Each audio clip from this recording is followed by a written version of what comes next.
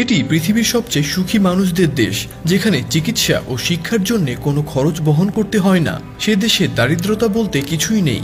এই দেশে কোনো নাগরিককেও সরকারের কাছে ভ্যাট বা ট্যাক্স দিতে হয় না, বরং সরকার তাদেরকে প্রতি মাসে নির্দিষ্ট পরিমাণে টাকা দেয়। বিশ্বের অন্যতম সুন্দর মসজিদও রয়েছে এই দেশে। বলছি এমন এক দেশের কথা, যে দেশের শাসক হাসান আল বলকিয়ার রয়েছে ৭,০০০ বিলাসবহুল গাড়ি। দক্ষিণ পূর্ব এশিয়ার শরিয়া আইন মেনে চলা এই দেশটির নাম ব্রুনাই। ব্রুনাইয়ের শাসককে বিশ্বের সবচেয়ে ধনী রাজা হিসেবে বিবেচনা করা হয়। ২০০৮ সালে একটি রিপোর্ট অনুসারে তার সম্পত্তির পরিমাণ ১৩৬৩ বিলিয়ন। দামি দামি গাড়ি সে দেশের রাজার খুব পছন্দের। তার ব্যক্তিগত গাড়ি আগাগোড়া সোনায় মোড়া। তিনি যে প্রাসাদে বাস করেন সেটা বলা হয় বিশ্বের সবচেয়ে বড় প্রাসাদ, যেখানে ১৭০০রও বেশি কক্ষ রয়েছে। ব্রুনাই এমন দেশ যেখানে বাড়ির দেওয়ালে স্ত্রীর ছবি টাঙিয়ে রাখাটা সেখানকার রীতি।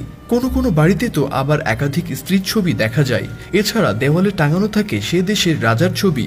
ব্রুনাইয়ে কেউ রাস্তা দিয়ে চলার সময় এখানকার লোকজন কিছু খেতে বা পান করতে পছন্দ করে না। আবার এখানকার মানুষ নাকি ফাস্টফুড খেতেও তেমন পছন্দ করেন না। এজন্য আপনি এখানকার ম্যাকডোনাল্ডস ও অন্যান্য জনপ্রিয় কোম্পানির হাতে গোনা কয়েকটা রেস্তোরাঁ পাবেন। বলা হয় ব্রুনাইয়ের নাগরিকদের বাড়ির চেয়ে গাড়ির সংখ্যা অনেক বেশি। প্রতিবেদন অনুযায়ী এখানে প্রতি ১,০০০ নাগরিকের প্রায় ৭০০ জনেরই গাড়ি রয়েছে।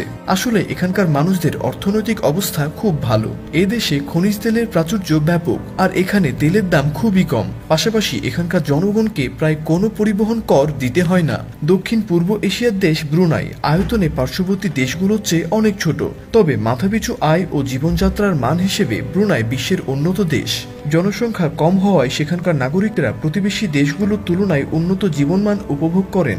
তো বন্ধুরা, এই ছিল ব্রুনাইকে নিয়ে আমাদের আজকের আয়োজন। আপনি কি এই দেশটিতে ভ্রমণ করতে চান? তাহলে অবশ্যই কমেন্ট করে জানিয়ে দিন।